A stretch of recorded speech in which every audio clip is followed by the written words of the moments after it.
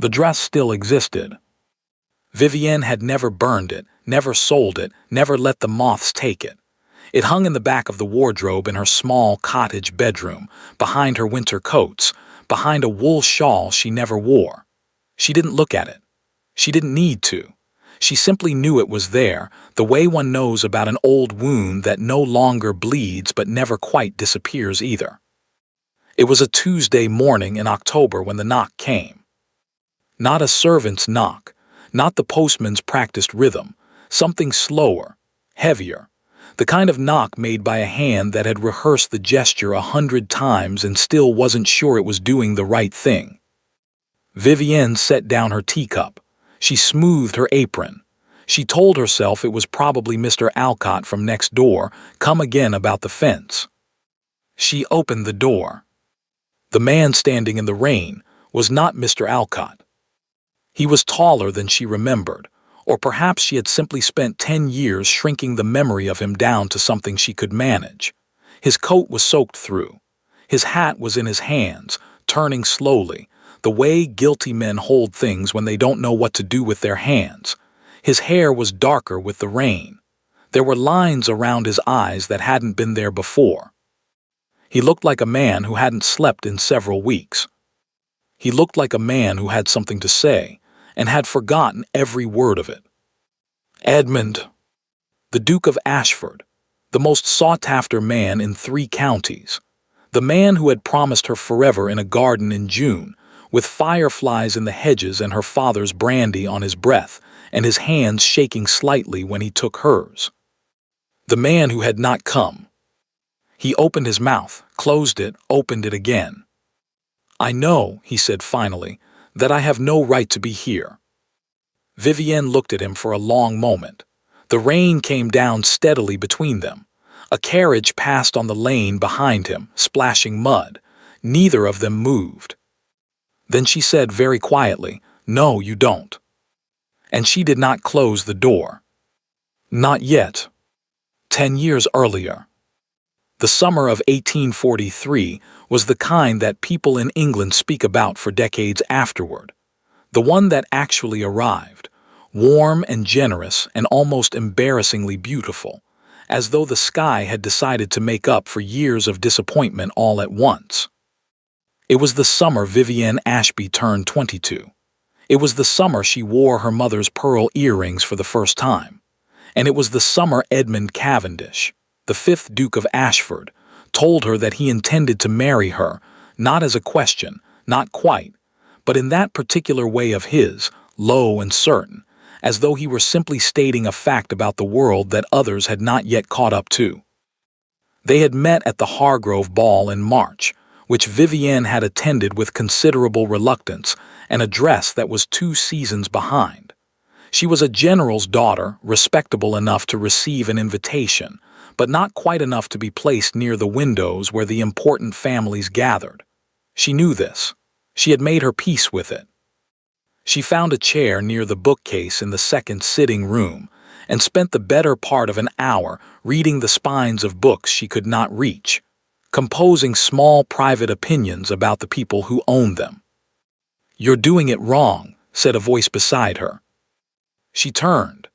A man she didn't recognize, tall, dark-coated, with the particular posture of someone who had grown up being looked at and found it neither pleasant nor useful. "I beg your pardon." "The Hargroves' library." He nodded toward the shelves. "They arrange them by color, not subject. Don't try to make sense of it.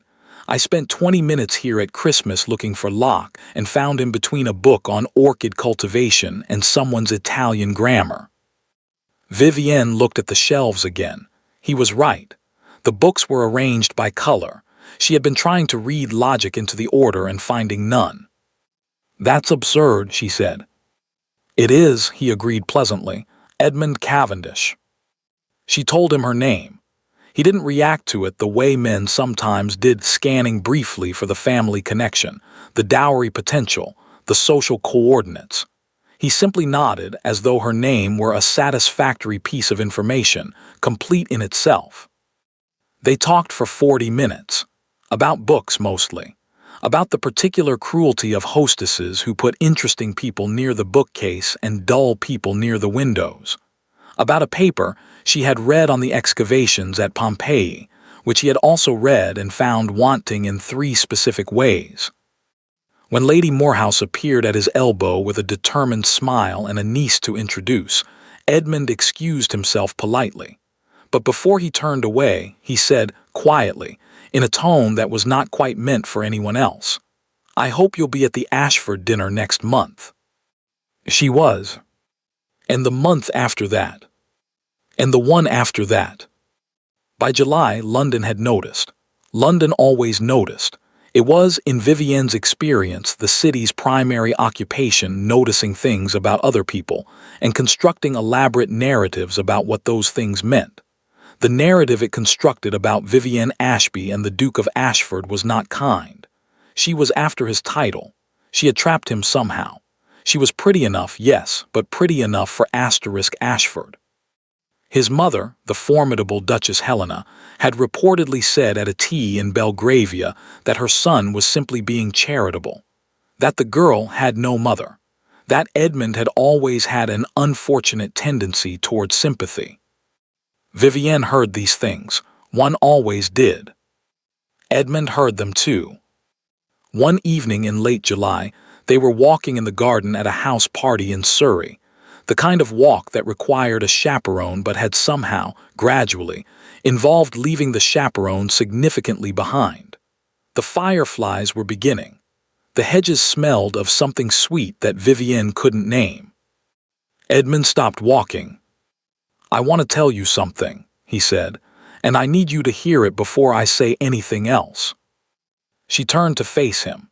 His expression was unusually serious, not unhappy, but stripped of the dry humor he usually wore like a comfortable coat. "I am aware," he said, "of what is being said.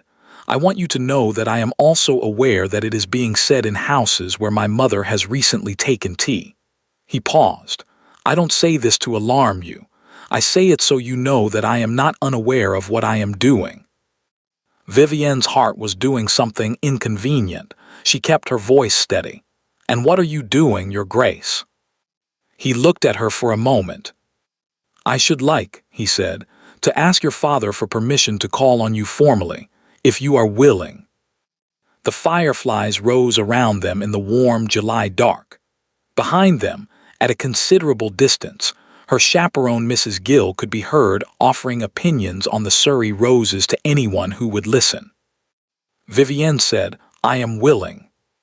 He had smiled then, a real one, not the polished social expression he wore in ballrooms, but the other one, the slightly unguarded one she had catalogued carefully over the previous months as the one that meant he was actually pleased. He offered her his arm and they walked back toward the lights of the house, and she was careful to keep her face composed because she was 22 years old and she did not want him to see quite how completely her hands were shaking. The engagement was announced in September. The wedding was set for the 14th of March. And Vivienne Ashby, General's daughter, 2 seasons behind dress, wrong side of the room, began, cautiously, to believe that the summer of 1843 was going to change everything. She was not wrong about that. She was only wrong about how. The 14th of March arrived the way important days often do, quietly, without ceremony, as though the world had not been informed of its significance. Vivienne was awake before dawn. She lay still for a while in the gray dark of her childhood bedroom, listening to the house wake up around her. The cook downstairs, a door somewhere, her father's footsteps in the hall, heavier than usual, which meant he had slept poorly. She stared at the ceiling and took careful inventory of herself, her breathing, her heartbeat, the particular quality of the silence, and found that she was not afraid. She was something else entirely, something that had no good name. A feeling like standing at the edge of a very high cliff, not with the intention of falling, but simply aware, in every nerve, of the distance below. She rose, she washed, she sat at her mirror. Her maid, a quiet girl named Polly who had been with the family since Vivienne was 12, dressed her hair without speaking. This was a kindness. Polly had a gift for understanding when silence was more useful than words, and this morning she worked with a concentration that was almost devotional, pinning, smoothing, adjusting, until Vivienne's hair was everything it was supposed to be. Then came the dress. It had been made by a dressmaker in Bond Street. Edmund had insisted quietly without making a production of it in the way he handled most things he felt strongly about. Ivory silk, not white. A neckline that was modest but not severe. No excessive ornamentation. He had said when she described the designs she was considering, "Whatever makes you feel most like yourself, that's the one." She had thought about that for a long time afterward. Whatever makes you feel most like yourself. As though that were the only criterion that mattered. Polly fastened the last button at the back of her neck and stepped away. Vivienne looked at her reflection. A woman she almost recognized looked back at her, composed, pale, wearing ivory silk in the thin March light. "You look beautiful, miss," Polly said. Vivienne smiled. "Thank you, Polly." Her father appeared in the doorway. He was dressed formally, gloved, hat in hand, everything correct. He looked at her, and something moved across his face that was gone too quickly for her to read. "The carriages are ready," he said. The church was St. George's in Hanover Square. Of course it was St. George's. Edmund's family had been married at St. George's for 4 generations. The pews would be full, his side overflowing with titles and connections, her side considerably thinner but respectable. She had made peace with the asymmetry. She had made peace with a great many things. They arrived at 10:30. The wedding was called for 11. Vivienne waited in the small vestibule to the side of the nave where brides waited. It smelled of cold stone and candle wax and flowers. Someone had arranged white roses along the window ledges, and their scent was almost too sweet in the enclosed space.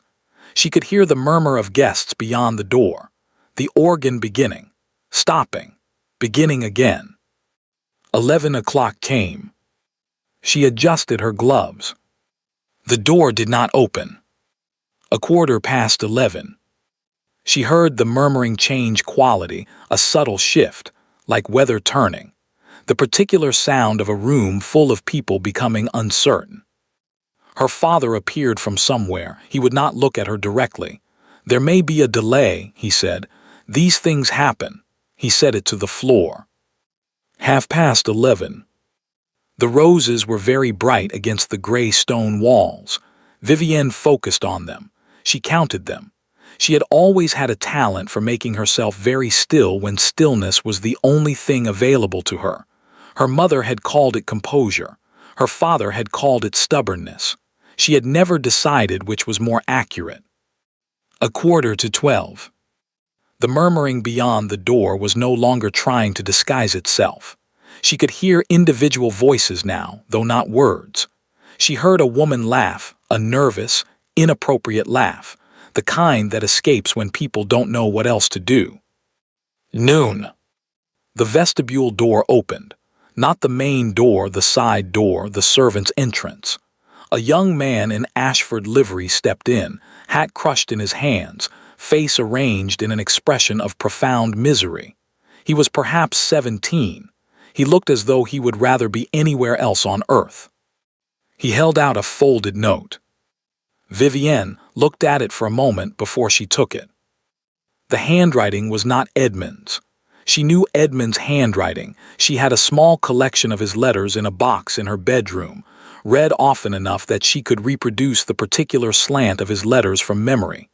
This was someone else's hand, careful, formal, the penmanship of a professional.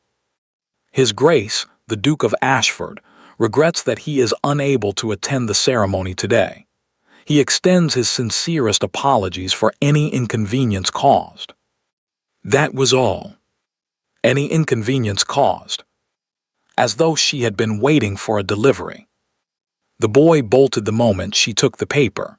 She heard the side door close behind him with a soft, definitive click. Vivienne read the note twice. Then she folded it along its original crease and placed it inside her glove, against her wrist, where she could feel the paper against her pulse. She did not know why she did this. She did it anyway. Beyond the door, she heard her father's voice now, low, rapid, managing. The sound of benches, people rising. The organ fell silent entirely, and in the silence the church sounded enormous and very empty. The vestibule door opened. Her father stood in the frame. His face was a controlled disaster, years of military bearing holding something shapeless and ugly behind the eyes. "Vivienne." "Not yet," she said. He stopped. "Please," she said, "not yet." He looked at her. Then he stepped back and closed the door and left her alone. She sat for a long time. The guests left in stages, she could track it by sound. The larger murmur thinning, footsteps on stone, carriages on the cobbles outside. Then smaller sounds. Then almost nothing. The vicar came once and knocked softly, and she said not yet again, and he did not come back. She sat in her ivory silk dress in the cold vestibule and looked at the door that Edmund had not come through, and she tried to understand what had happened. She constructed explanations, an accident, an illness, something sudden and terrible that had made it impossible. She took each explanation and examined it and set it aside. She was not, she discovered, a woman who was capable of lying to herself for very long. It was an inconvenient quality. He had not come. Whatever the reason, he had not come, and she was sitting in a church in a dress that cost more than her father earned in 3 months, and the note in her glove said inconvenience, and the roses were still very bright against the stone walls. After a while, she stood up. She smoothed her dress. She straightened her gloves. She opened the vestibule door and walked into the empty nave, her footsteps sharp and clear on the stone floor, echoing up into the vaulted ceiling where no one was listening. She walked the length of the nave alone. She walked through the main doors and out into the cold March air. The square was nearly empty now. One carriage remained, her father's. He was standing beside it, and when he saw her, he took a single step forward and then stopped, as though he couldn't decide what the correct gesture was. She stopped in front of him. She looked at him carefully. There was something in his face that she had no name for yet, something that was not only grief on her behalf, something that looked, in the thin gray light of the March afternoon, almost like guilt. She filed it away. She would think about it later. "Take me home, please," she said. He handed her into the carriage without a word. She rode home in her wedding dress and watched London pass outside the window, and she did not cry. And she did not understand yet how much of her life was going to be built in the ruins of this morning. But she could feel it already, somewhere below thought, the way one feels a change in the weather before it arrives. The note said inconvenience. She pressed her wrist against her knee and felt the paper there, and she thought, I will not be an inconvenience, not to anyone, not ever again. She meant it. That was the thing about Vivienne Ashby. When she decided something, she meant it. The talk lasted 6 weeks. Vivienne knew this because she counted. She had developed in the days following the 14th of March a precise and almost clinical relationship with information. What people were saying, where they were saying it, how loudly, and when they stopped. Information was the only thing she could control. So she tracked it the way a general tracks enemy movement, without sentiment, without flinching.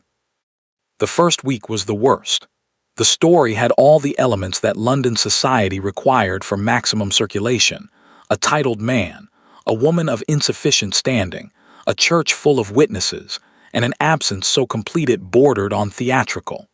People who had not attended the wedding spoke about it as though they had been in the front pew. People who had been in the front pew spoke about it as though they had been standing beside her in the vestibule. Details multiplied and shifted. By the end of the first week, she had heard 3 different versions of what the note had said, none of them accurate. The second week the sympathy arrived, which was in some ways worse than the talk.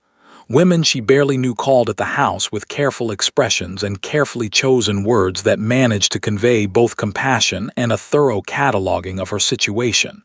She received them in the parlor. She poured tea. She said the correct things in the correct tone. She did not cry. She did not say Edmund's name. Her father moved through the house during this period like a man navigating around something he couldn't look at directly. He was present at meals. He answered when spoken to. But there was a quality to his silence that Vivienne found increasingly difficult to ignore, a weight to it, a texture, something that was not simply the silence of a father in pain for his daughter. She watched him. She said nothing. Not yet. Edmund's absence from London was confirmed by the third week. He had left, no one knew precisely when or where. His townhouse was closed. His secretary, when approached by the more determined of his acquaintances, offered only that His Grace had gone to attend to matters on one of the northern estates. There was no forwarding address.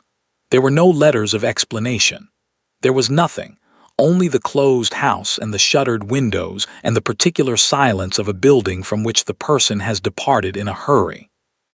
Vivienne heard this from Mrs. Alcott, who had it from Lady Fenwick, who had it from someone whose name changed with each telling. She received the information, processed it, and added it to her collection. He had left London. He had not written.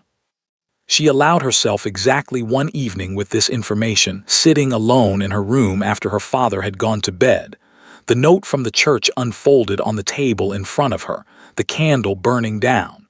She looked at the note. She thought about the garden in Surrey, the fireflies, his voice saying whatever makes you feel most like yourself. She thought about the letters in the box under her bed, the particular slant of his handwriting, the way he had of making her feel that her opinions were worth the space they took up in a room. Then she folded the note again. She placed it back in the box. She closed the box and pushed it under the bed, and she went asleep. She did not take it out again. By the 6th week the talk had thinned to a murmur, the way fires do when they run out of new material. London was already finding other things to discuss, a scandal in Parliament, a duchess who had said something inadvisable at a dinner, the usual commerce of other people's misfortunes. Vivienne felt the attention lift from her like a physical weight and found, to her own surprise, that its absence was not relief but something closer to exposure. The talk, at least, had been something solid. This new quiet had no shape. It was in this quiet that her father came to her one evening after dinner. He sat in the chair across from her. He was holding his glass of port but not drinking it, turning it slowly in his hands, the same gesture, she realized, that Edmund had made with his hat in the rain. 30 years and a different life away in the future she didn't know yet. "I have been thinking," her father said, "that a change of air might be beneficial." Vivienne set down her book. "For whom?" "For you," he looked at the port. "For both of us, perhaps. There is a cousin of your mother's in Shropshire. She has written several times to say she would welcome company. The village is small but pleasant. I thought perhaps—" "You want me to leave London," Vivienne said. "I want you to be somewhere that is not here," he said, and the honesty of it, so uncharacteristic, so plainly exhausted, stopped her from saying the thing she had been about to say. She looked at him for a long moment. "All right," she said. Something moved through his face, not quite relief, not quite. "All right," she said again, and picked up her book. Shropshire in April was a different country entirely. The village of Renfield sat in a shallow valley between two hills that went green so suddenly, and so completely in the spring that it seemed almost indecent, as though the landscape were trying too hard, making promises it couldn't possibly keep through an English winter. The cousin, a widow named Mrs. Haverstock, was small and sharp-eyed and direct in a way that Vivienne found immediately restoring. She asked no questions about London. She showed Vivienne her bedroom, her garden, and the path to the village, and then left her entirely alone, which was the greatest kindness anyone had shown her in 6 weeks. Vivienne walked.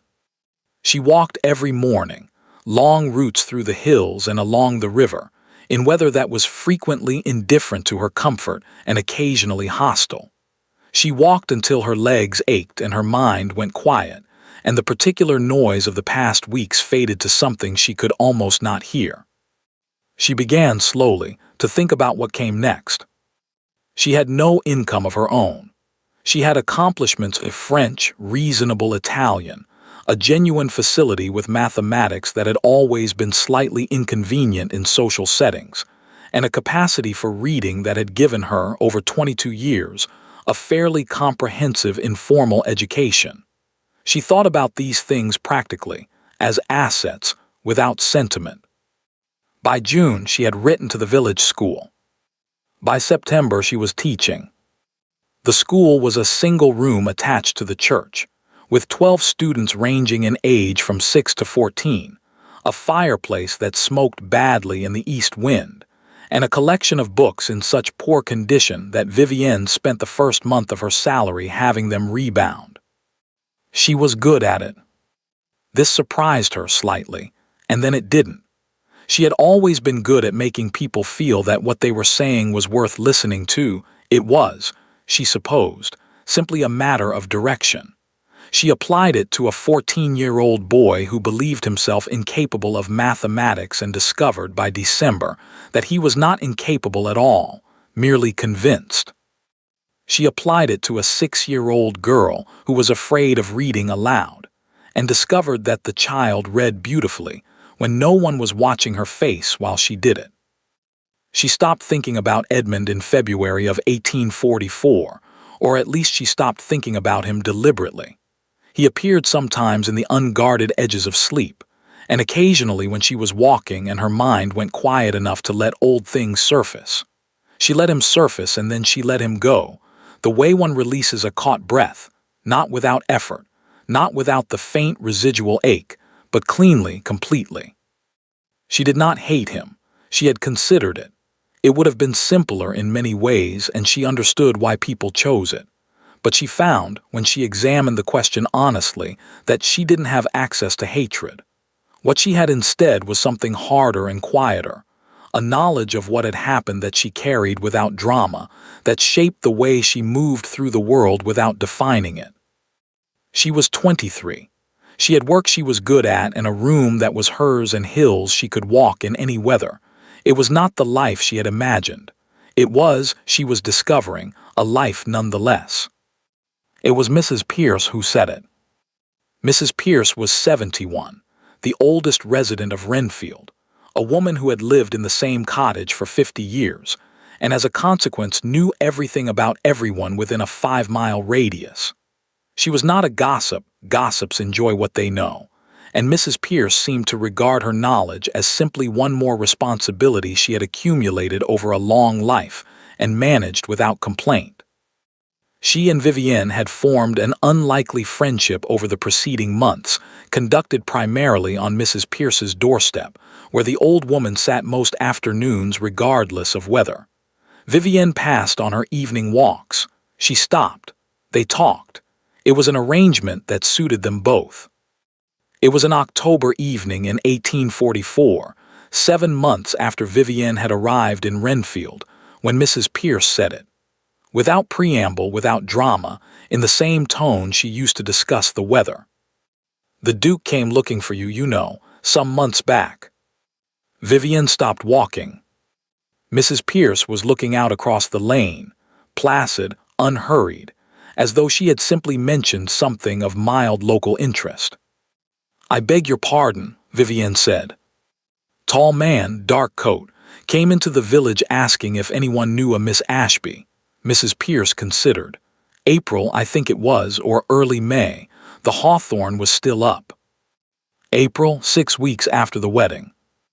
Vivienne stood very still. "What did you tell him?" "Told him I might know where you were walking of a morning." Mrs. Pierce turned her gaze from the lane to Vivienne with the calm interest of someone watching a very slow and entirely predictable sequence of events. "He sat on that wall there for the better part of an hour. Then he got back on his horse and rode out." Vivienne looked at the wall, a perfectly ordinary stone wall. She had passed it every day for 7 months. "Why didn't you tell me?" she said. She heard to her own surprise that her voice was quite steady. Mrs. Pierce looked at her with something that was not unkind. "You didn't seem like a woman who wanted finding," she said. "Not then." Vivienne opened her mouth, closed it. She looked at the wall for another moment. Then she said good night to Mrs. Pierce and continued her walk, going further than she usually did, past the edge of the village and up the hill where the wind came in from the west with nothing to slow it, and she stood there in the October dark and let it hit her full in the face. He had come. He had sat on the wall and waited and then gone away. She stood there for a long time, the wind pulling at her coat, and she tried to make the two things fit together in the same mind, the note in the church, and the man on the wall, the inconvenience and the hour of waiting. She could not make them fit. She walked back down the hill in the dark, let herself into Mrs. Haverstock's house, went up to her room and sat on the edge of her bed. She did not take the box out from under the bed. She did not take it out, but she knew it was there. She lay down without undressing and stared at the ceiling, and she thought, "Why did you come? And why, if you came, did you go away again?" The ceiling had no answer. By morning she had put it away, filed it in the place she kept things she could not resolve, the place she had gotten quite good at maintaining over the past year. Organized, inaccessible, functional. She rose, she washed, she went to school. She taught the 14-year-old his mathematics. She listened to the 6-year-old read without watching her face. She did not think about a man sitting on a wall in April, waiting. She was very nearly successful. The morning of the 14th of March had begun, for Edmund at 5 o'clock. He had not slept. This was not unusual for him before significant events. His mind had always been the kind that refused to quiet itself at convenient moments, that preferred to work through problems in the small hours when there was nothing else demanding its attention. He had lain in the dark of his bedroom in the Ashford townhouse and thought about Vivienne with a thoroughness that was almost methodical. Her face in the garden in Surrey, the way she argued, the particular quality of her attention when she was genuinely interested in something, which was different from the performed interest he had grown up surrounded by and had learned, young, to distinguish from the real thing. He had been in the dark of that bedroom, entirely certain. He rose at 5. He dressed. He was ready by 7, which left 4 hours until the ceremony, which was 4 hours more than he needed and considerably fewer than his nerves required. He breakfasted without eating. He read 3 pages of the same article twice and retained nothing. He stood at his study window and watched London wake up in the thin March light and thought that the day was going to be the best of his life, and tried to behave like a man who was not slightly terrified of that fact. At 8:30, his mother's maid appeared at the study door. "Her Grace would like a word, my lord, if you have a moment." His mother's rooms were at the far end of the house, a suite she had occupied since his father's death 12 years ago, and furnished in a style that managed to be simultaneously austere and overwhelming. Dark wood, heavy drapes, portraits of ancestors who all appeared to have found existence faintly disappointing. The Duchess Helena was sitting at her writing table when Edmund entered, upright as always, dressed as though she were receiving visitors, her hands folded in front of her with the particular stillness of a woman who had spent 60 years mastering the art of controlled presentation. She did not look like a woman who had slept poorly. She looked like a woman who had been waiting. "Sit down, Edmund." He remained standing. It was a small thing, a habit from boyhood. She had always asked him to sit when she wanted the advantage, and he had learned, somewhere in adolescence, to deny her it. "I have a great deal to do this morning, Mother, if this can wait." It cannot. She reached to the side of her writing table and picked up a document. She held it out to him. He crossed the room and took it. It was 2 pages, closely written. A formal agreement, the kind drawn up by solicitors, the kind that existed to be signed and witnessed and kept in a safe place. His eyes moved down the page with the speed of a man who had learned to read contracts carefully, and then slowed, and then stopped. He read it again. The party of the first part, General Arthur Ashby. The party of the second part, the estate of Ashford, represented by the Duchess Helena Cavendish. The terms, a sum of money, a substantial sum, more than a general's annual salary, more than was comfortable to read about in this context, paid in exchange for the withdrawal of Miss Vivienne Ashby from her engagement to the 5th Duke of Ashford, with the full knowledge and consent of Miss Vivienne Ashby, who had communicated through her father her wish to dissolve the arrangement. At the bottom, her father's signature, and beside it, in a space left for the purpose, the words consented to and agreed in Arthur Ashby's hand, and the date. 3 weeks ago. Edmund read it a third time. Then he set it down on his mother's writing table with a care that was not calm. It was the opposite of calm. It was the effort of a man keeping his hands from shaking by concentrating on a single deliberate movement. "What is this?" he said. It was not a question. "It is what it appears to be." His mother's voice was even measured, the voice she used when she had decided something and considered the matter settled. The girl's father approached me in February. He was concerned, as I was, that his daughter was making a decision she would come to regret. The disparity in your positions, Edmund, the social consequences for her, the inevitable difficulties. She paused. He was persuaded that a clean separation, with appropriate provision for the family, would be in everyone's interest, including hers. Edmund looked at her. "She agreed to this," he said. "Her father speaks for her in these matters, as is proper." "She agreed to this," he said again, because he needed to hear what the sentence sounded like a second time, needed to test it against what he knew, what he thought he knew, the 40 minutes near the bookcase and the garden in Surrey and the letters he had written and the letters she had sent back, careful, honest, entirely herself. "Women often find it easier," his mother said, "to allow their fathers to communicate these things. It avoids unpleasantness." The clock on her mantelpiece read 20 minutes to 9. Edmund picked up the document. He looked at the signature. Arthur Ashby's hand, he had seen it on one letter, one formal letter of permission sent at the beginning of the courtship. It matched. He looked at the words beside it, consented to and agreed. He looked at the date. 3 weeks ago. While he had been writing to her, while she had been writing back, while he had been standing at his study window in the early mornings thinking about the 14th of March. He set the document down. "I am going to be late," he said, and walked out of the room. He told himself in the carriage that he did not believe it. He told himself that his mother was capable of this. He had always known she was capable of this, had known it the way one knows about structural cracks in a beloved building, visible if you look directly at them, easier not to look. He told himself that the signature could be explained, that there was another version of events, that he would go to Vivienne and she would look at him with that direct, clear look of hers and tell him what had actually happened. He told himself all of this in the carriage, and then the carriage stopped. Not at the church, outside the church. Because between his mother's rooms and the front door, between the document on the writing table and the carriage waiting in the street, 40 minutes had passed.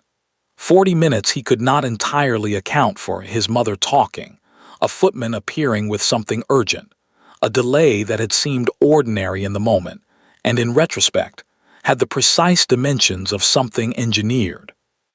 He looked at his watch. 5 minutes past 11. He was out of the carriage before it fully stopped.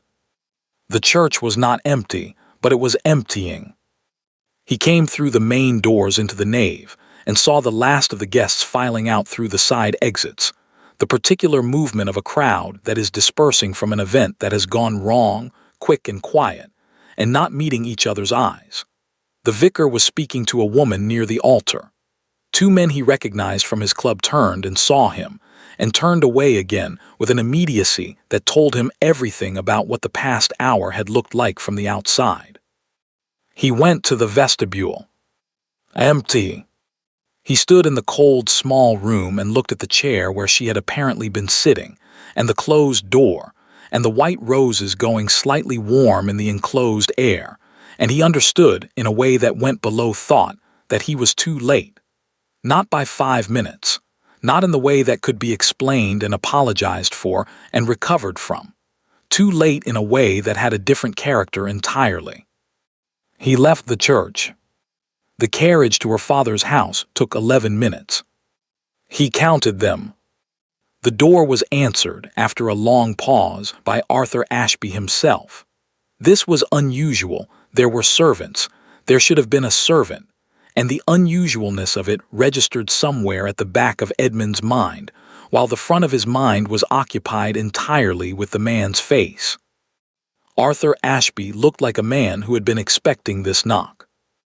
He stood in the doorway and did not invite Edmund in, and his expression had the quality of something prepared in advance, grief for his daughter's sake, and beneath it, so faint that Edmund might have imagined it, something else. A steadiness that was not quite natural, a man standing on ground he had already chosen. "I need to see her," Edmund said. "She isn't here." "Where?" "She doesn't want to see you." Arthur Ashby's voice was flat. Not cruel, that would have been easier in some ways. Simply flat, final. A man closing a door in a way that had nothing to do with the door. "She has asked me to tell you that she does not wish to receive any communication from you, that she wishes the matter to be considered concluded." Edmund looked at him. "I want to hear that from her." "I am telling you on her behalf." "With respect, General, that is not sufficient. After this morning, after what?" "She was distressed this morning. A flicker of something, quickly controlled. She has had time to reflect. Her wishes are as I have stated." Edmund stood on the doorstep for a moment. He could feel the document in his coat. He had taken it from his mother's table when he left, folded it, put it in his pocket without entirely deciding to. He could push past this man. He could demand to search the house. He could do a number of things. He looked at Arthur Ashby's face. And something in him, some part that had grown up watching his mother engineer outcomes and had learned, at cost, what it looked like when the ground had already been prepared, when the positions had already been chosen, when the conversation you were having was not the conversation that actually mattered, something in him said, "She signed it. Her father has her consent. You have the document." He stepped back. "Please tell her," he said, and his voice came out level, which surprised him, "that I came." Arthur Ashby said nothing. Edmund walked back to his carriage. He sat in it for a long time before he told the driver to go. He left London 4 days later. He went north, to the smallest of the Ashford estates, a property in Northumberland that no one wanted and everyone forgot about, where the wind came off the moors with nothing between it and you, and the house was cold even in summer. He went because he needed somewhere that had no associations, no memories, no surfaces that reflected anything back at him. He stayed for 3 months. He did not write to Vivienne. She had made her wishes clear, or her father had, which was the same thing, which had to be the same thing, because the alternative was something he could not afford to examine directly. Not yet. Not while he was still capable of functioning. He thought about the document. He thought about her signature, her father's consent, consented to and agreed. He thought about her letters, the last one, received 10 days before the wedding, talking about a book she had found that he needed to read, talking about the view from her bedroom window in the March light, talking about 14 days. He thought about these things until they stopped being things he could think about and became simply part of the permanent landscape of his interior life. Present, unresolvable, no longer actively burning but not gone either. He did not go back to London for 6 months. When he did, she was already gone. He heard it from someone, a passing mention, a sentence at a dinner party, that General Ashby's daughter had gone to stay with relations in the country indefinitely. He received this information and filed it in the same unresolvable place. He did not ask where. He told himself he was respecting her wishes. He told himself this for 9 years. His mother never mentioned Vivienne again. This was, he would understand later, the most deliberate thing about her. A lesser strategist might have pressed the advantage, might have immediately produced an acceptable replacement, might have referenced the matter as proof of her judgment, might have said "I told you" in any of the 100 ways that phrase can be communicated without words. Helena Cavendish did none of this. She simply absorbed his return to London into the existing fabric of their relationship, maintained her usual impeccable courtesy, and never once, in 9 years, said the name Vivienne Ashby in his presence. He had thought for a long time that this was her nature, the ability to close a chapter completely and move forward without looking back.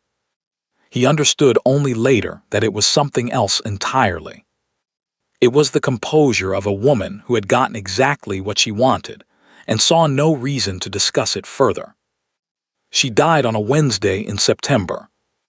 The illness had been quick, 6 weeks from the first sign to the end, which was a mercy of sorts, or at least an efficiency.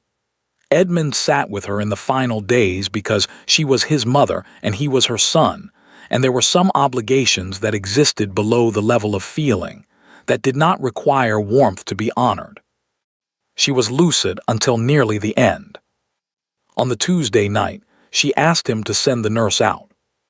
He sat beside her bed in the dark room with its heavy drapes and its portrait ancestors, and he waited.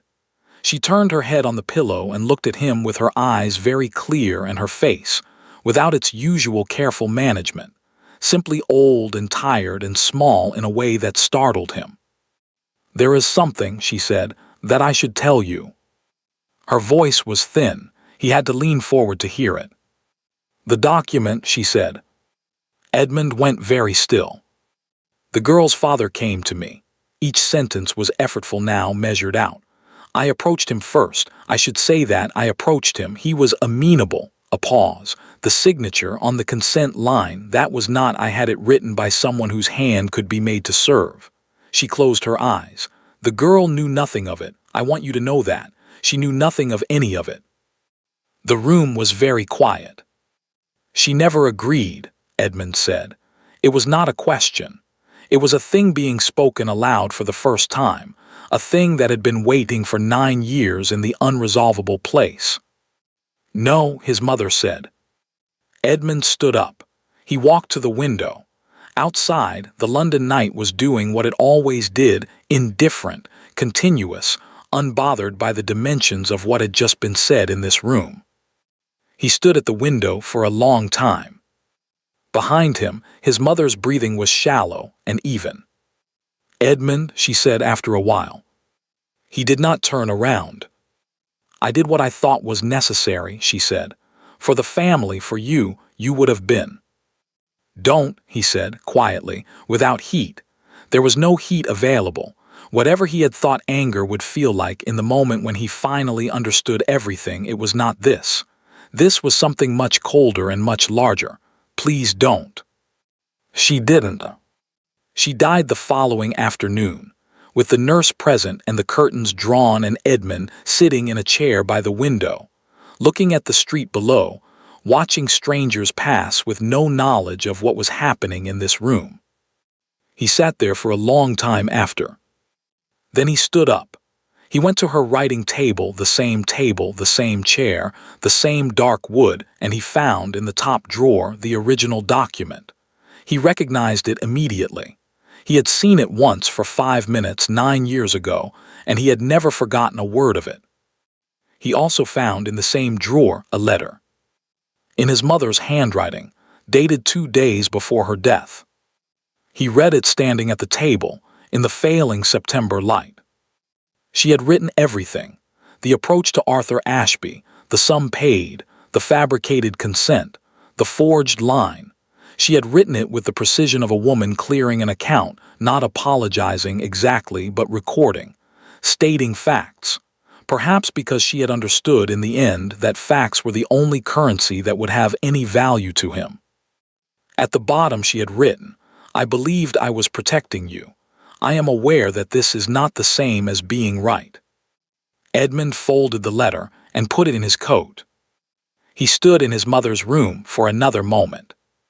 Then he went downstairs, called for his horse, and rode out into the September evening with one thought that had the weight and clarity of something that had been forming for 9 years and was now, finally, complete. He had to find her. Finding her took 3 weeks. He had expected it to take longer. He had prepared himself in some obscure way for a search that would extend into months. A penance of sorts, a proportional difficulty, the universe requiring him to work for what his mother had taken. Instead, it took 3 weeks, which felt both insufficient and like a very long time, depending on which part of him was doing the measuring. He started with her father.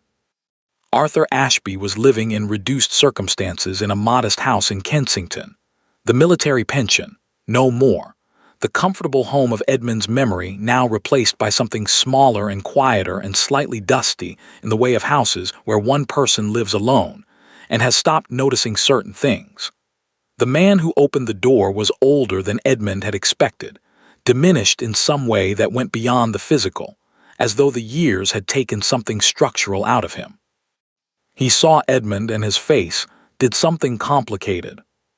"Your Grace," he said. "I know what you did," Edmund said. "I know what my mother did and I know what you did. I'm not here to discuss it." Arthur Ashby held the door with one hand. He looked at Edmund for a moment with the eyes of a man who has been waiting for a particular reckoning and is not entirely sorry it has arrived. "Where is she?" Edmund said. A long pause. "Shropshire," Arthur Ashby said. "A village called Renfield." He paused again. "She teaches school there. She has been there since for some years." Edmund nodded once. He turned and walked back to his horse. He did not look back. There was nothing behind him worth looking at. He rode to Renfield in 2 days, stopping once, arriving in the late afternoon of an October day when the valley was doing something extraordinary with the light, going gold in a way that seemed almost deliberate, the hills catching it and holding it just long enough that a person arriving from the gray north might feel, obscurely, that they had arrived somewhere that was trying to make a point. He did not find it comforting. He found the village, the single lane of it, the church at one end and the public house at the other and the scattering of cottages in between. He found the school, a small stone room attached to the church, dark now, the day finished. He found the public house and took a room because he needed somewhere to put himself while he worked out what came next. What came next, he had thought, would be obvious once he arrived. He would find her. He would explain. He would show her the letter, his mother's letter, the confession, the facts laid out in his mother's own careful hand. She would understand. Perhaps she would not forgive him immediately.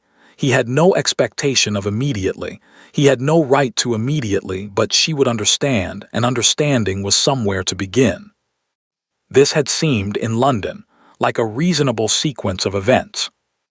In Renfield, sitting in a small room above the public house with his mother's letter in his coat and the valley going dark outside his window, it seemed considerably less reasonable. It seemed, in fact, like the plan of a man who had spent 3 weeks focused on the logistics of finding someone and had not spent nearly enough time thinking about what finding her actually meant. She had built a life here. He had heard it in her father's voice, not pride. Arthur Ashby had forfeited the right to pride, but something factual, something that communicated a reality he was not going to be able to simply step into and rearrange. She teaches school there. Years of it. A room of her own, a routine, a village that knew her name, students who depended on her, mornings she had shaped entirely without reference to him. He sat with this for a long time. Then he went to find her. He saw her before she saw him. She was coming down the lane from the direction of the hills, alone, in a dark coat, walking with the particular purposeful ease of someone who has covered this ground many times and is not thinking about her feet. The evening light was behind her. She was 32 years old and he had last seen her. The last time he had actually seen her, in a room, breathing, at a house party in Surrey when she was 21, talking about a paper on Pompeii with grass stains on the hem of her dress from a walk that had gone longer than intended. She looked like herself. This was the thing that struck him first and stayed with him longest, not that she had changed, though she had, but that the change was all addition. Whatever the years had taken from her, and he understood they had taken things, they had also given her something in exchange. A quality of settledness. A person who has become entirely who they are. He was standing near the wall outside the public house. She saw him when she was perhaps 20 feet away. She stopped. He watched her face do something very controlled and very quick, a sequence of expressions that she managed, in the space of perhaps 2 seconds, to contain almost entirely. Almost. He had always been good at reading her face, and she had always been better than almost anyone he knew at controlling it, and in the gap between those two facts he saw recognition, shock, something that might have been, for 1/2 second, almost gladness, and then the closing down of all of it behind an expression of perfect, careful neutrality. She stood there and looked at him. He had rehearsed this moment for 3 weeks. He had versions of it, what he would say first, how he would approach it, the precise sequence in which information should be offered. All of it left him entirely. He stood in front of her with his hat in his hands and 9 years of things he had no adequate words for, and said the only true thing available. "I know I have no right to be here." She looked at him for a long moment. The lane was quiet. From somewhere behind him came the distant sound of the public house, a murmur of voices, someone laughing. "No," she said, "you don't." And she walked past him, into the cottage directly across the lane, and closed the door. He went back to the public house. He ordered dinner and did not eat it. He ordered something to drink and managed some of it. He sat at the table in the corner and watched the fire and tried to decide what to do next, which was difficult because part of him felt that he had already used up any right he had to decide things where Vivienne Ashby was concerned. She had not slammed the door. He found himself returning to this. She had closed it firmly, definitively, but without drama. A woman who was angry slammed doors. A woman who was done with you closed them quietly. He could not decide which category he was in and suspected that, in some ways, it didn't matter. The door was closed either way. He went to bed. He did not sleep. In the morning, he was standing on the lane at 7 o'clock, in the cold, because he did not know what else to do.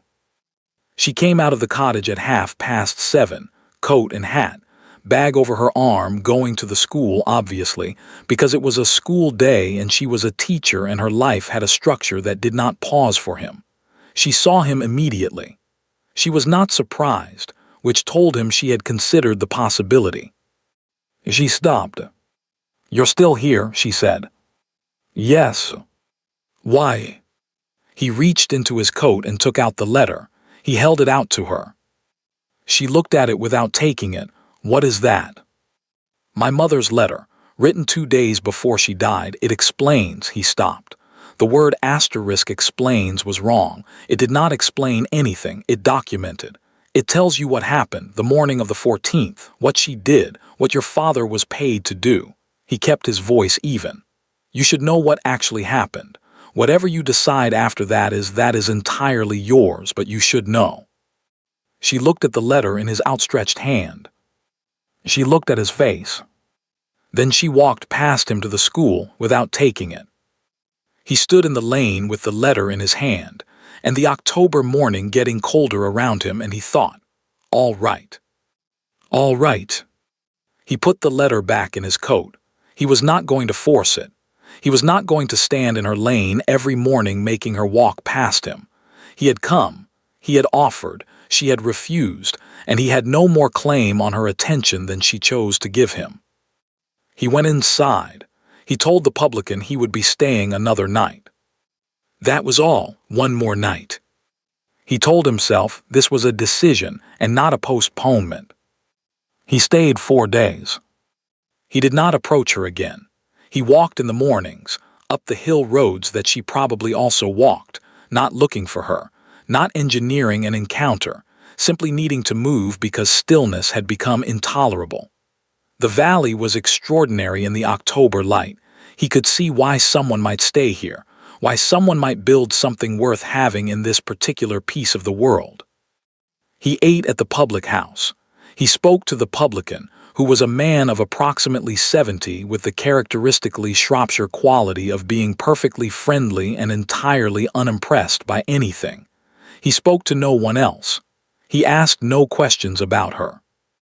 On the 3rd day, he was sitting outside the public house in the afternoon. There was an unexpected hour of pale sun, and he had taken it, when Mrs. Pierce came and sat beside him. He had not spoken to her before. He had seen her, on her doorstep, watching the lane with the patience of someone who has all the time in the world and no particular obligations regarding what she does with it. She was very old and very small, and she sat down beside him on the bench without being invited, which he found, in his current state, oddly restoring. "You're the Duke," she said, not a question. "Yes." "She told you to go away." "She didn't tell me anything. She closed a door." Mrs. Pierce considered this. "Same thing, usually." "Yes," he said, "usually." They sat in the thin October sun for a moment. Below them the lane was quiet, a cat crossing from one side to the other with great deliberateness. "She's not a woman who does things lightly," Mrs. Pierce said eventually. "What she builds carefully, takes her a long time." A pause. "Takes her a long time to unbuild things too." Edmund looked at the cat, which had reached the other side and was now sitting in a patch of sun, with the self-satisfaction of a creature that has completed its objectives for the day. "I'm not asking her to unbuild anything," he said. "No," Mrs. Pierce sounded interested, in the mild way of someone for whom interest is a permanent condition. "What are you asking her?" He thought about it. "To know the truth," he said. "That's all. She deserves to know what actually happened, what she does with it." He stopped. Said Mrs. Pierce, which communicated nothing specific and somehow everything general. She rose eventually and went back to her doorstep. Edmund sat in the October sun until it went behind the hill, and the cold came back. On the 4th day he settled his bill with the publican, saddled his horse, and prepared to leave. He wrote a note. Not long. He had written her long letters before, at 28, and known exactly what to say, and been entirely wrong about what was happening. He was not going to make that mistake again. He wrote 4 sentences.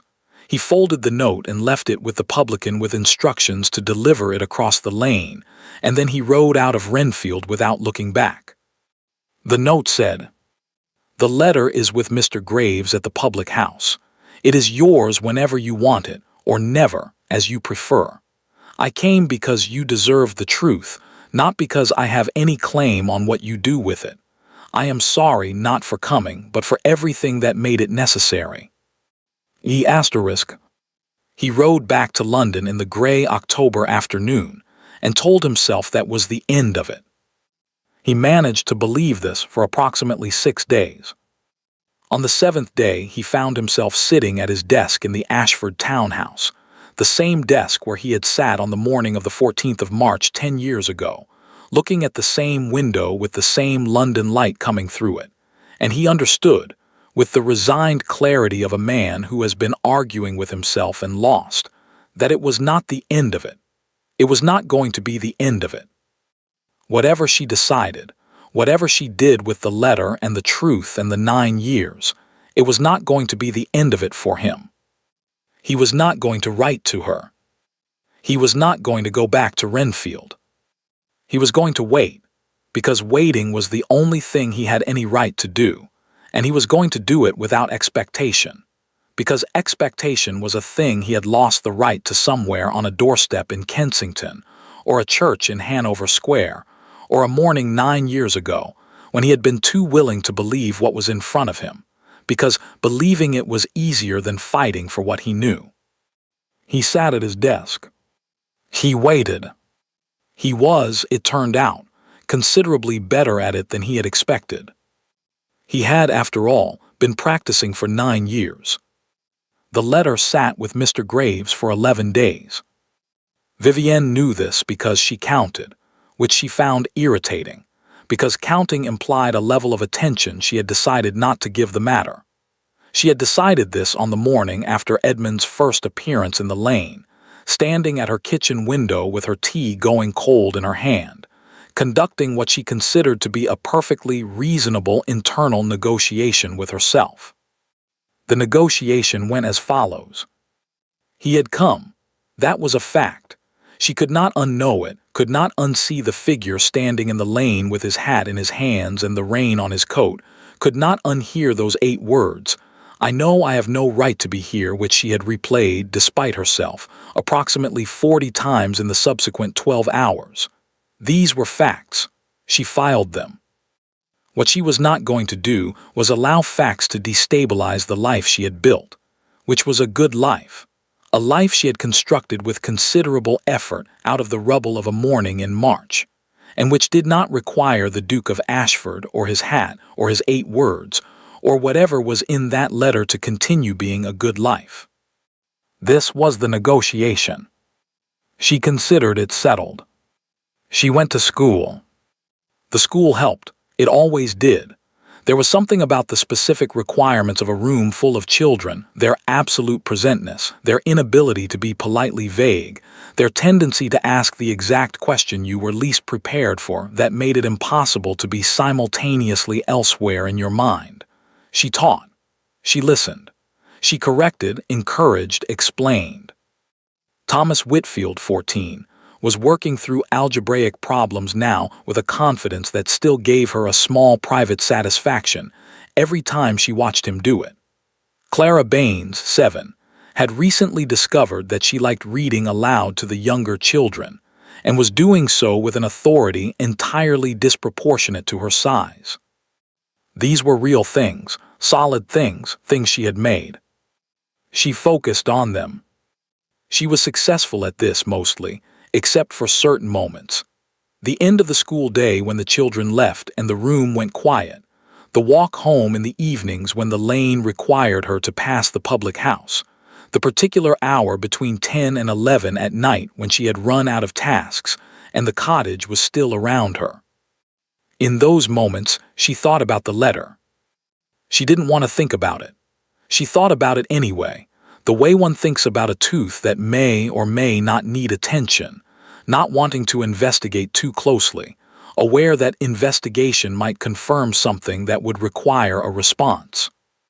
She knew, in the part of herself, that she was being careful not to consult directly what the letter probably said. She was not a stupid woman. She had spent 10 years filing away the things that didn't fit, the Mrs. Pierce information, the note that said inconvenience, her father's face on the morning of the 14th and again on the doorstep in Kensington, the quality of his silence on the carriage ride home. She had filed them because she had no framework that made them cohere, no explanation that turned them from separate, uncomfortable facts into a single legible truth. The letter was probably that explanation. She went to school, she walked home, she passed the public house, she did not stop. On the 11th day she stopped. Mr. Graves was a man who had been running the public house in Renfield for 30 years, and had developed, over that time, a comprehensive understanding of which of his customers' affairs were his business, and which were not.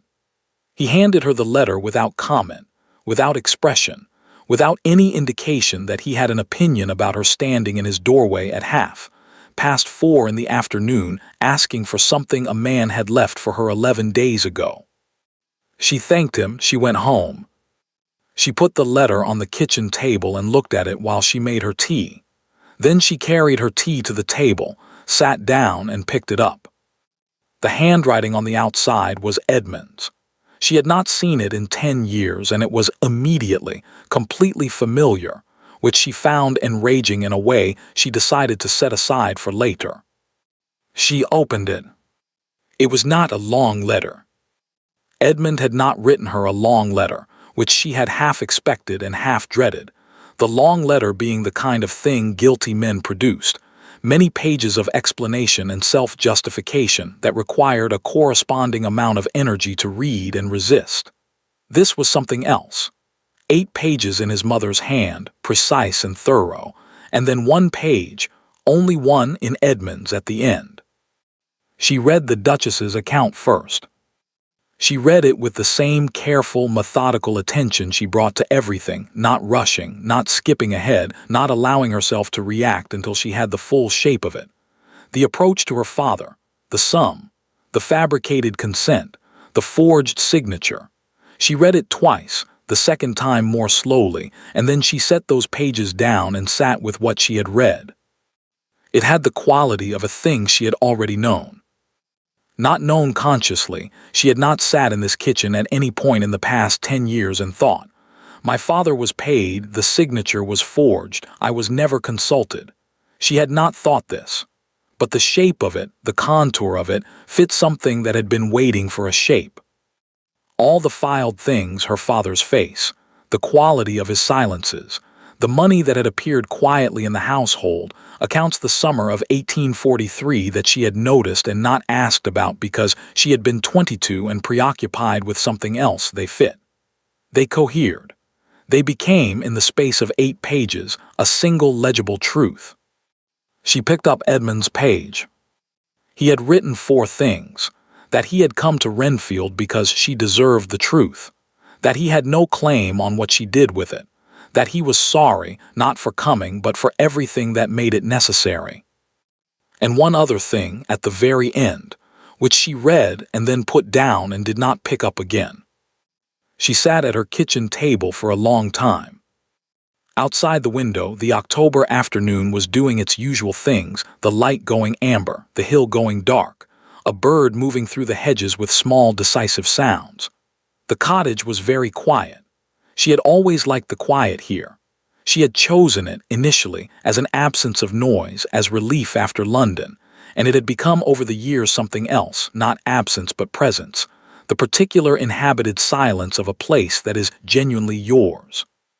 She thought about her father's face on the morning of the 14th, the way he had looked at the floor when he came to tell her there might be a delay, the way he had stood outside the church when she walked out, 1 step forward and then stopped, as though the correct gesture was beyond him.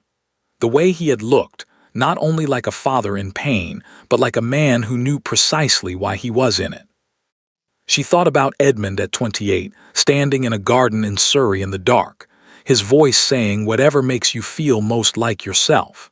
She thought about the note, any inconvenience caused, and the handwriting that was not his. She thought about Mrs. Pierce, and the wall, and April, and the hawthorn still up. She thought about 11 years, 10 years of building, 1 year of his mother dying and his coming here and leaving a letter with Mr. Graves, and all of it underneath always, like something that had never quite finished settling. She stood up. She crossed the kitchen to the window and looked out at the lane, the public house across the way, its windows going warm in the early dark. A cat on the wall, the same cat, or a different one, it was impossible to say. The lane itself empty, the way it always was at this hour. He was not there. He had left. He had offered her the truth, and when she hadn't taken it, he had left anyway, which was, she tried to find the word for it, the accurate word, the word that didn't do more work than was warranted, which was correct, which was the right thing, which told her something about how he understood the situation that the long, defensive letter would not have told her. She turned away from the window. She picked up the letter from the table. She read Edmund's page again, standing in her kitchen in the early dark, and this time she let herself read the last thing he had written, the thing she had put down and not picked up the first time. He had written, "I looked for you. The morning of the church and after, your father said you never wanted to hear my name again. I believed him. I have thought every day since I understood what that means about what it cost you that I did." She stood there. The cottage was very quiet. She put the letter down on the table. She went to the door. She opened it. She looked at the lane, at the empty wall, at the public house across the way with its warm windows, and its complete indifference to the dimensions of what was happening on her doorstep. She closed the door. She went back inside. She sat down at the table, and she put her face in her hands and she cried. She was not a woman who cried easily or often. She had cried twice in the year after the church, once the night before she left London, alone in her room at 2 in the morning, and once in February of 1844 when she had finally, definitively decided to stop waiting for something she could not name. Both times briefly, both times in private, both times with the sense of completing a necessary process rather than losing control of one. This was different. This went on for a long time. It surprised her, the extent of it, the sheer accumulated volume of it. 10 years of something she had filed and managed and contained, coming out now in her kitchen in the October dark because she had finally, at 32, read the document that explained everything she had spent a decade not understanding. She cried for the girl in the vestibule, who had waited 3 hours and gone home in her wedding dress. She cried for the woman who had spent a year filing things she couldn't make cohere. She cried for the man on the wall in April, who had waited an hour and then ridden away because her father had said she never wanted to hear his name again. She cried, eventually, for the 11 years themselves, the sheer waste of them, the particular cruelty of 2 people spending a decade in separate silences, each of them believing the other had chosen it. Then she stopped. She washed her face at the basin. She looked at her reflection in the small mirror, eyes red, expression unfamiliar. Something in her face that had been tightly held for a long time no longer held in the same way. She went to bed. She did not sleep immediately. She lay in the dark and thought with the careful, methodical attention she brought to everything, and what she thought about was this. She was 32 years old. She had built a life that was genuinely hers, that she was genuinely proud of, that did not require anyone else's presence to be valid or good or worth living. She had done this out of the rubble of a morning in March, and she had done it alone, and it had cost her things she would never entirely recover, and she was not ashamed of any of it. She was also 32 years old, and she had just read a letter that changed the shape of everything. Both of these things were true simultaneously. She lay in the dark and let them both be true. In the morning she rose at her usual time, she washed, she dressed, she made her tea. She took Edmund's page from the letter on the table and folded it separately from the Duchess's account and put it in her coat pocket. She went to school. She taught Thomas his mathematics. She listened to Clara read. She corrected, encouraged, explained. The fireplace smoked in the east wind, which it always did, and she opened the window on the opposite side the way she always did, and the room balanced itself out into something habitable, which it always did. At the end of the day, when the children had gone and the room was quiet, she sat at her desk and took out Edmund's page and read the last line again. "I have thought every day since I understood what that means, about what it cost you that I did." She sat with this for a long time. Then she put the page back in her pocket and went to find Mrs. Pierce. Mrs. Pierce was on her doorstep. She was always on her doorstep in all weathers, as though she had made a private agreement with the lane about keeping watch over it. Vivienne sat beside her on the low wall. They sat in silence for a moment, which was their habitual mode, the silence of a friendship that had never required a great deal of narration to function. "He came looking for me," Vivienne said. "Before, years ago, you told me." "April," Mrs. Pierce said, "or early May." "He sat on that wall." About an hour. Vivienne looked at the wall across the lane. The cat was there again, or the other one, impossible to know. It was washing its face with the complete self-possession of a creature with no unresolved questions about its life. Did he seem, she stopped, reconsidered the question, what did he seem like? Mrs. Pierce looked at the lane with the expression of someone consulting a memory they have kept carefully. Like a man who wasn't sure he was doing the right thing, she said, and then decided he wasn't, and left. Vivienne nodded slowly. He came back last week, Mrs. Pierce said. It was not a question. Yes. And now he's gone. Yes. Mrs. Pierce was quiet for a moment. Then she said, in the tone of someone stating something that has been obvious to them for quite some time, "You know where he is." Vivienne looked at her. Mr. Graves, Mrs. Pierce said mildly, is not a discreet man about everything. Vivienne almost smiled. It was not quite a smile. Her face was not, this evening, fully available for smiling, but the muscles moved in that direction, which was something. She sat on the wall for another few minutes. The lane went dark around them. The public house across the way began to make its evening sounds. Then she stood up. "Good night, Mrs. Pierce," she said. "Good night, dear," said Mrs. Pierce, in the tone of a woman who has known exactly how this was going to go for quite some time and is satisfied to have been right about it. Vivienne walked down the lane toward the public house. She did not think about what she was going to say.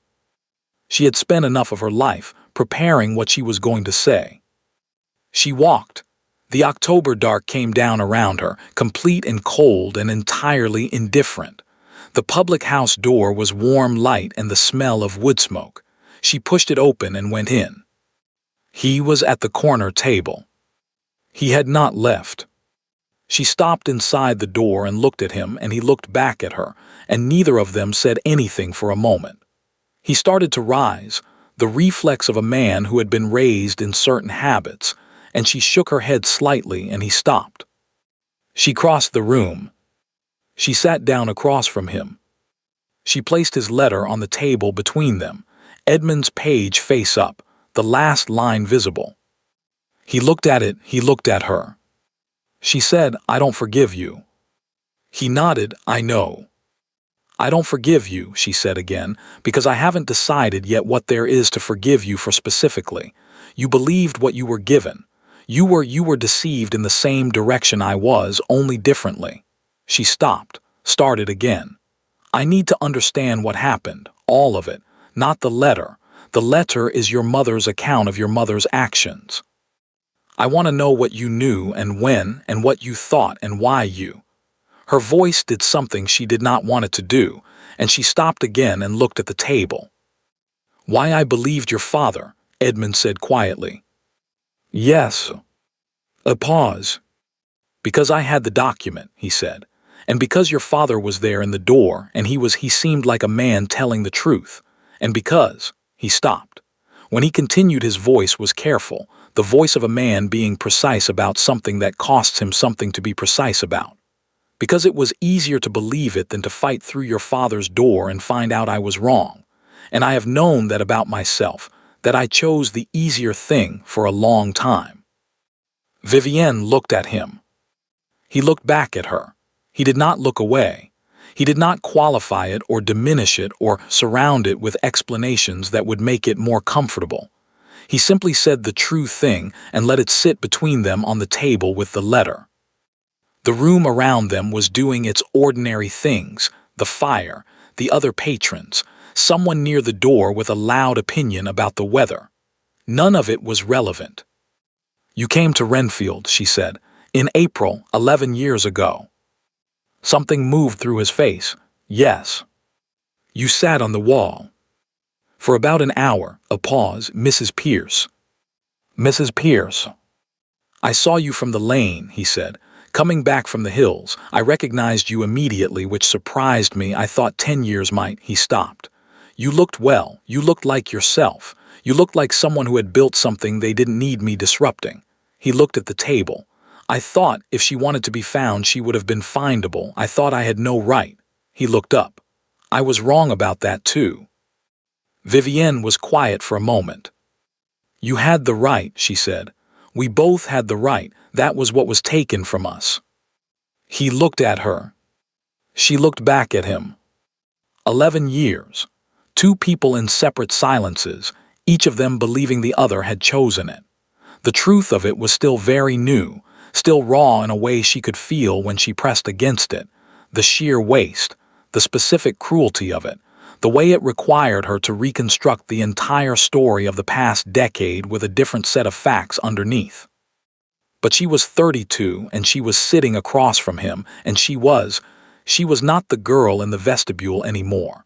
She had not been that girl for a long time. And whatever came next, whatever she decided, she was going to decide it from here, from this woman she had become in the years when she thought she was only surviving. I'm not going to make a decision tonight, she said. I'm not asking you to. I need time. Take it. Yule, she stopped. She had been about to ask if he would wait, and she caught herself on it, because it was a question with too much weight, a question that implied more than she was ready to imply. He seemed to understand this. He said, I'll be here tomorrow and the day after for as long as you need. Not in the lane, not where you have to walk past me. A pause, just here, available. She looked at him. He looked like a man who had gotten very good at waiting. She stood up. Good night, she said. Good night, Vivienne. She walked to the door. She pushed it open. The October night was cold and complete and smelled of wood smoke and turned earth and the particular Shropshire dark that she had learned over the years to find genuinely beautiful. She crossed the lane and let herself into her cottage and stood in her kitchen in the dark for a moment, not lighting a lamp, just standing.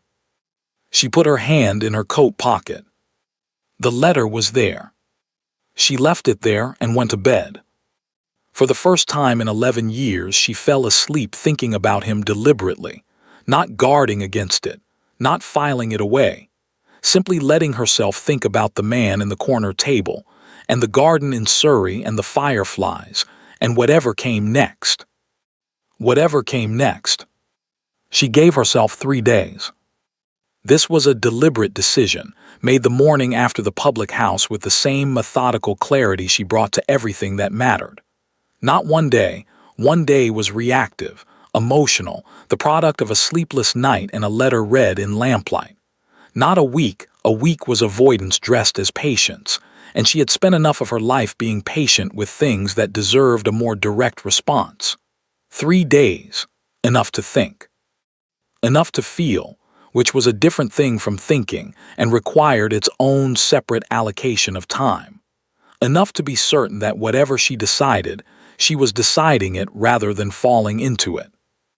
She taught on the first day with the particular concentration of someone who is using their work as a container, pouring everything into the immediate, the present, the 14-year-old's algebra and the 7-year-old's reading voice, leaving no room for anything else until the room emptied and the quiet came back. Then she walked, longer than usual, up past the second hill to where the valley opened out below, and you could see the whole of Renfield from above, small and complete and entirely itself. She looked at it for a long time. She had arrived here at 23 with a box of letters she never read and a resolution she meant, and she had built in the years since something she had not entirely planned and was genuinely proud of. The school, Mrs. Pierce, the path up the hill that she knew by feel in the dark, Thomas Whitfield's confidence with numbers, Clara Bain's reading aloud to children younger than herself with that improbable authority. These were real. These were hers. They did not become less real, because a man was sitting in the corner table of the public house 2 hills away. This was the first thing she needed to be certain of, and by the end of the first day she was. On the second day, she thought about Edmund. She did this properly, without the usual discipline of containment, sat with it, let it be full-sized, let herself look directly at the thing she had been filing and managing for 11 years. Not the Edmund of the vestibule and the note and the 9 years of silence, but the one before that. The one near the bookcase at the Hargroves, with the orchid cultivation book. The one who had said whatever makes you feel most like yourself, as though it were simply the most obvious criterion in the world. The one whose letters she still had in a box under her bed, unread for a decade, in handwriting she had recognized instantly on the outside of an envelope after 11 years. She thought about the man in the corner table, the way he had said I chose the easier thing without surrounding it with qualifications, the way he had said I'll be here without making it a demand. She thought about what it meant that she was thinking about these things, and she was honest with herself about what it meant, which was the hardest part. She was not the girl who had stood in the vestibule and believed, completely and without reservation, in the uncomplicated version of this. She was not capable of that anymore, and she did not want to be. What she had instead was more complicated and more durable, not the certainty of 22, but something harder one, something that knew the cost of things and chose them anyway. The question was whether she was willing to choose. She walked the second evening in a different direction than usual, along the river rather than up the hills, the water moving quickly in the cold with small decisive sounds. She walked until it was fully dark and then walked back by feel, which she could do, which she had learned to do, which was one of the things she knew about herself that she had not known at 22. She went to bed without a conclusion. This was, she decided, acceptable. Conclusions reached in the dark on the second day were probably not the kind that held. On the third morning, she woke before dawn. She lay in the dark and she was finished thinking. She had thought what there was to think and it had run its course, and what was left was not thought but something simpler and more fundamental. The knowledge that had been there, probably, since she opened the door of the public house and saw him at the corner table, which was that she was going to walk across the lane and knock on his door, and that she had always been going to do this, and that the 3 days had been necessary not to reach the decision, but to be certain it was hers. She rose, she washed, she made her tea and drank it standing at the kitchen window, watching the lane go from black to gray to the thin early blue of an October dawn. Then she put on her coat and crossed the lane, and knocked on the door of the public house. Mr. Graves answered, in his dressing gown, with the expression of a man who has been in this business long enough to be unsurprised by anything, but still retains the right to an opinion about the hour. "Room at the top of the stairs," he said, before she could speak. She went up. She knocked. A pause long enough that she understood he had been asleep, which meant she had arrived before he had expected her, if he had expected her at all. Then footsteps. Then the door opened. He was not dressed. Shirt no coat, hair not yet managed, the face of a man 2 minutes out of sleep who was working to process what he was looking at. He looked younger without the careful composure of the past week. He looked, in a way she had not seen since Surrey, like himself. "You're here," he said. "I'm here," she said. "Can I come in?" The room was small and cold, and the fire had gone out overnight. He rebuilt it while she sat in the one chair and watched him do it, which was an unexpectedly ordinary thing to watch. A man in his shirt sleeves rebuilding a fire in a small room in the early morning, while the October dawn came gray through the single window. When it caught, he sat on the edge of the bed across from her, at a distance that was careful and deliberate, and which she noticed. She had come with no plan. This was unusual for her, and she had done it purposefully, because plans were for things you could predict, and she could not predict this, and did not want to pretend otherwise. She said, "Tell me about the morning." He looked at her, "The 14th. From the beginning, from when you woke up." He told her. He told her about the 5 o'clock dark and the 4 hours of waiting and the maid at the door. He told her about his mother's room and the document, and his mother's voice saying the girl's father speaks for her in these matters. He told her about the carriage and the 40 minutes he could not account for and arriving at the church to find it emptying. He told her about the vestibule empty, the white roses. He told her about the carriage to her father's house and her father in the doorway, and the particular quality of the flatness in his voice, when he said, "She doesn't want to see you." He told her all of it. He did not edit it in his favor. He did not linger on his own suffering in ways designed to produce sympathy. He simply told her what happened in the sequence it happened, and where he had made the wrong choice he said so plainly, without the surrounding architecture of justification. She listened. She did not interrupt. She let it be full-sized, the whole shape of it, the morning and the document and the doorstep and the carriage and the 3 months in Northumberland and the 9 years, and Renfield in April with the hawthorn up and the hour on the wall. When he finished, they sat in silence for a while. The fire was going properly now. The room was warming in small increments. Outside the window the dawn was becoming actual morning, the gray going lighter, a bird starting somewhere in the hedges. "My father," she said finally. "Yes." "I don't," she stopped. She was finding the edges of something that was not grief exactly and not anger exactly, but had elements of both. "I don't know what to do with him in this. He's old and he's alone and he has lived with it, whatever it has cost him to live with it." She looked at the fire. "I'm not going to resolve that today." "You don't have to." "I'm not going to resolve a great many things today." "I know." She looked at him. "What do you want, Edmund?" It was the first time she had used his name. She heard it as she said it, heard what it meant, that it came out that naturally, without hesitation, the way a word comes when it has been part of your interior vocabulary for 11 years regardless of whether you have been using it aloud. He heard it too. She watched him hear it, the almost imperceptible change in his face, not triumph, nothing as aggressive as triumph, something quieter and more careful than that. He said, "I want to know you, the person you are now, not the one I knew at 21. I want to be in the same room as you without feeling like I'm trespassing." He paused. "I want to earn the right to the rest of it if there is a rest of it.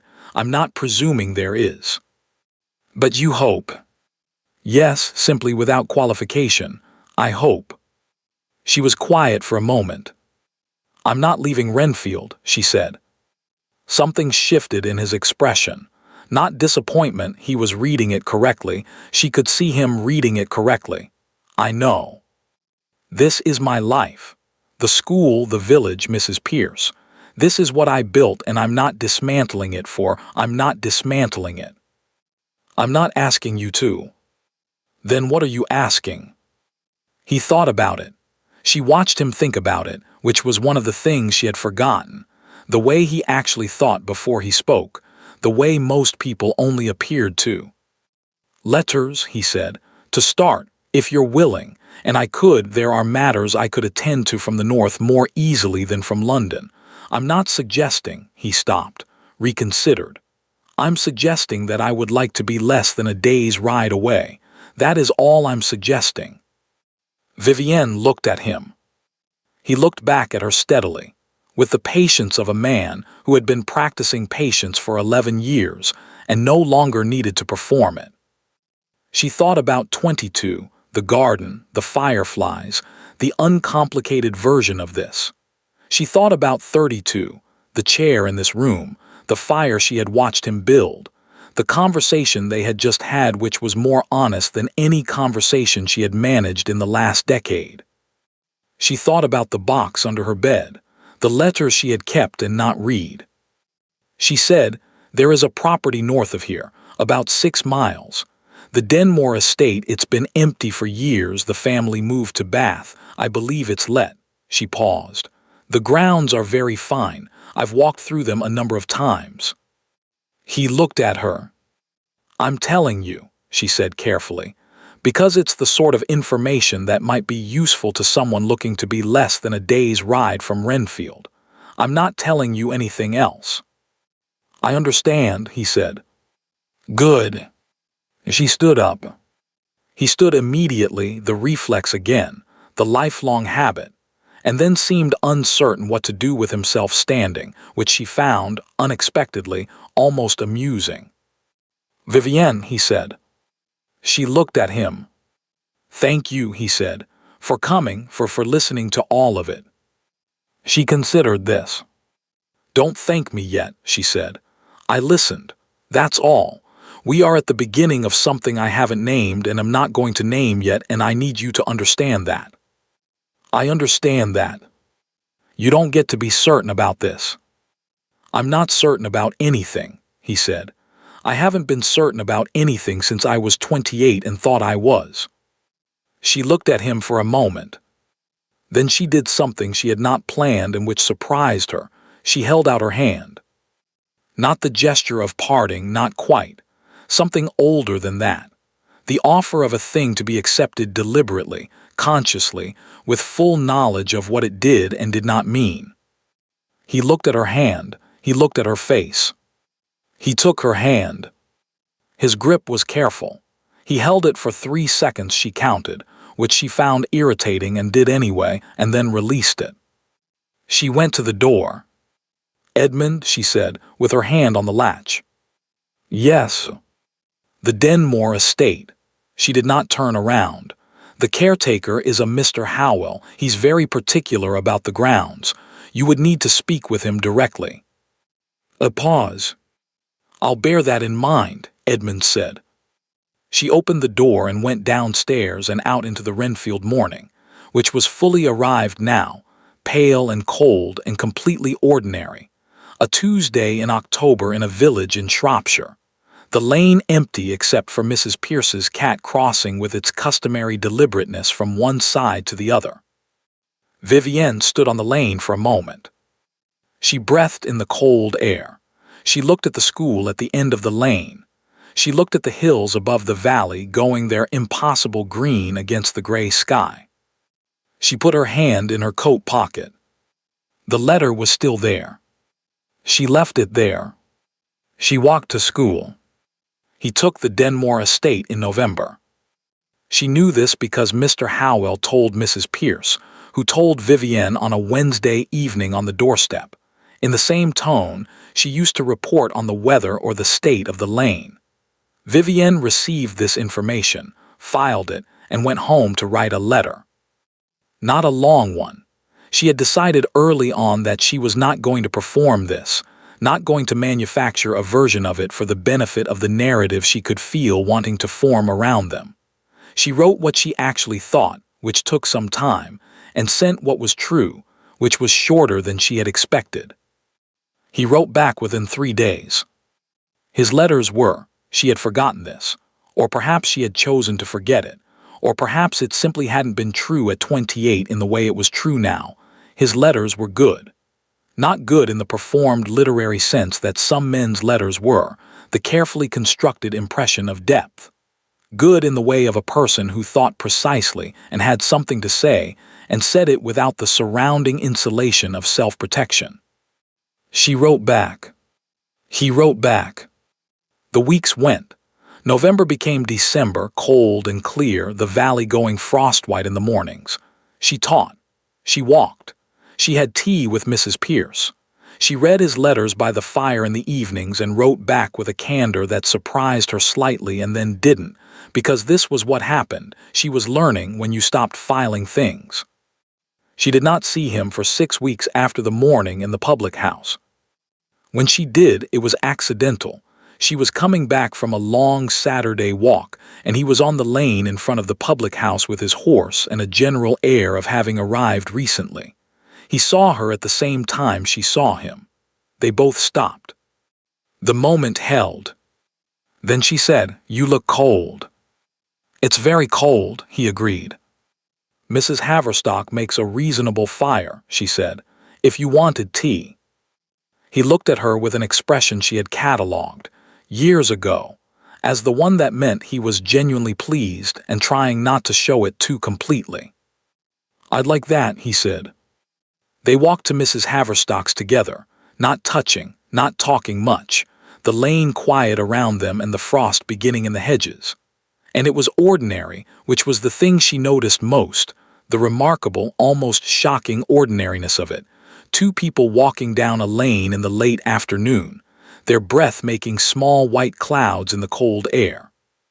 She had forgotten that it could be ordinary. She had forgotten, perhaps, that ordinary was what she had always wanted, not the spectacle of the Hargrove Ball or the Ashford townhouse or the church in Hanover Square, but this. A lane, an afternoon, a person beside you who knew what you thought and wanted to know more.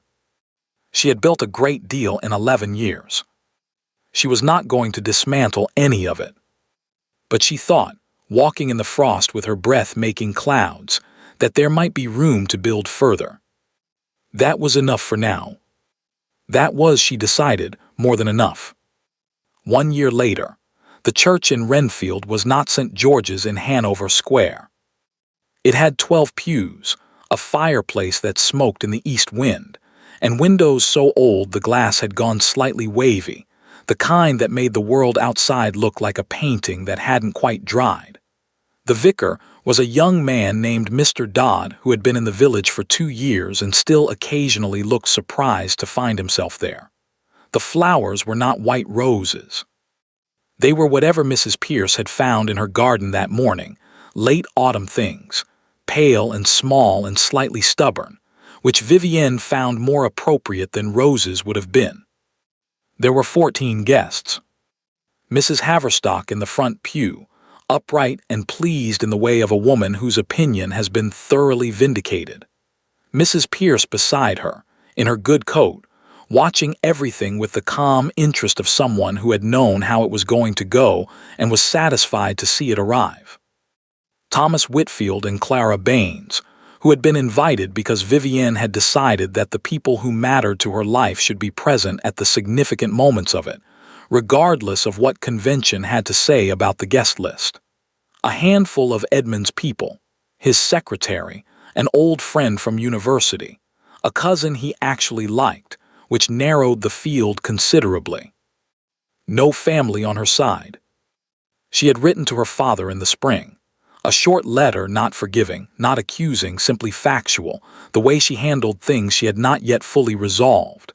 He had written back, shorter still, in the hand of a man who understood he had no right to more than she chose to give. She had filed it in the place she kept things that were ongoing rather than finished.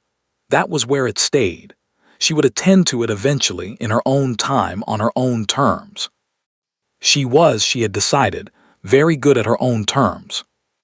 She dressed in Mrs. Haverstock's bedroom, which smelled of lavender and old wood, and the particular warmth of a house that has been properly lived in for many years. The dress was deep blue, not ivory, not white, not anything that rhymed with what had come before. She had chosen it specifically for this reason, and also because it was the color Edmund had mentioned once in a letter when describing the Northumberland sky on a clear morning, and she had thought, yes, that one. Polly was not here. Polly was in London, married now, with children Vivienne had not met. There was instead a girl from the village named Agnes who had clever hands and the good sense not to talk while she was using them. Agnes did her hair without speaking, which was exactly the right thing, and then stepped back and looked at her work with a professional satisfaction that required no commentary. Vivienne looked at her reflection. The woman looking back at her was 33. There were things in her face that had not been there at 22, not lines exactly, but a quality of settledness, of having arrived somewhere by a route that was longer than necessary and was hers nonetheless. She looked like a woman who had built something and knew it, who was choosing to build further from a position of genuine solidity rather than desperate hope. She looked, she thought, like herself. "Ready, miss," Agnes said, then caught herself. "Ma'am." Vivienne almost smiled. "Yes," she said, "thank you, Agnes." She walked to the church alone. This was her decision, made early and without discussion, because she was a woman who had spent 11 years walking places alone and saw no reason to require assistance for the last 100 yards of it. The November morning was cold and absolutely clear. The sky the particular hard blue of late autumn, the frost still on the hedges and the lane quiet and the village going about its ordinary business, with the complete indifference to significance that she had come to find genuinely comforting. Mrs. Pierce's cat crossed the lane in front of her. She stopped to let it pass. It glanced at her with the expression of a creature that has opinions about the timing of things but chooses not to share them, and then continued on its way. She walked to the church. He was outside. She had expected him to be inside, at the front, in the conventional position of a man waiting for a ceremony to begin. Instead, he was standing on the path outside the church door in his good coat, hat in his hands in the way she had catalogued, a year ago, as the gesture of a guilty man who didn't know what to do with his hands. He was not guilty now. He was simply standing there in the cold, watching her come down the lane. She stopped in front of him. "You're outside," she said. "I've been here since dawn," he said. She looked at him. "I didn't want to be late," he said. It landed exactly as it was meant to, not as a joke, not as a wound, but as the truth of what it was. A man who understood what had been lost and had decided, in every way available to him, not to lose it again. She felt it move through her, that understanding, clean and complete. "Edmund," she said. "Yes." "You've been standing outside in November since dawn." "It's a very fine morning." "It's extremely cold." "I hadn't noticed." She looked at him for a moment longer. His face was open in the way it went sometimes, when he had stopped managing it, the slightly unguarded expression she had catalogued years ago as the one that meant he was genuinely, entirely present. She held out her hand. He took it. Not the careful 3-second gesture of the public house. Something more settled than that, more certain, the grip of a man who has learned the cost of letting go and has no intention of repeating the lesson. She felt his hand warm around hers in the cold morning air and thought, briefly, of the garden in Surrey and the fireflies and the 22-year-old who had stood there with her hands shaking, and felt for her, across all that distance, something that was not quite pity and not quite pride but had elements of both. "You did well, asterisk," she thought to that girl. "You did better than well." "Shall we go in?" she said. "Yes," Edmund said, "let's." Mr. Dodd performed the ceremony with the slightly earnest precision of a young vicar who takes his responsibilities seriously and has perhaps rehearsed more than was strictly necessary. The 14 guests sat in the 12 pews with the comfortable informality of people who know each other or are willing to. Mrs. Pierce watched everything. Thomas Whitfield sat very straight, which was new, which made Vivienne think that someone had spoken to him about the occasion. Clara Baines had flowers in her hair that she had clearly arranged herself, and were extremely crooked and entirely perfect. The vows were the traditional ones. Vivienne had considered writing her own and decided against it. She was not, she had concluded, a woman who needed to make a speech at her own wedding. What she had to say to Edmund she had been saying for a year in letters and conversations and mornings on the lane, and what remained could be said later privately in the ordinary course of a shared life.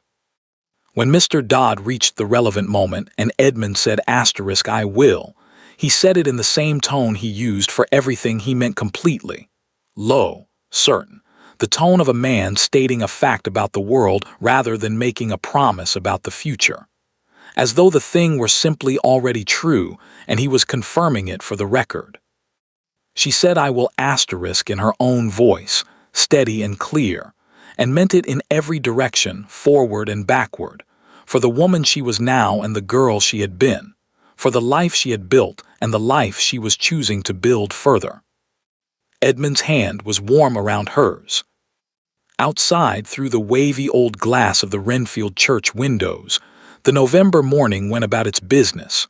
Frost on the hedges, the cat on its wall, the lane quiet and ordinary and entirely itself.